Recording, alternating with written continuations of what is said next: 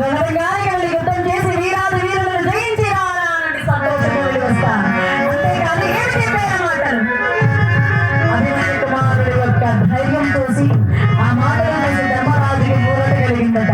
సరే కుమారా, నీ తల్లికి నీ భార్యకు ఆ యుద్ధానికి వెళ్ళొస్తానని చెప్పి బయలుదేరిరా నాయన.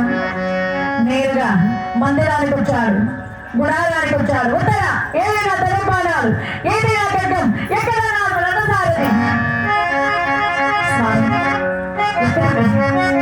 ఏమిటి హడావిడి, ఎక్కడికి వెళ్తామని రణరంగానికి సమయం అవుతోంది. ఉత్తరా ఏమైనా తలంపాడాలు అన్నాడు.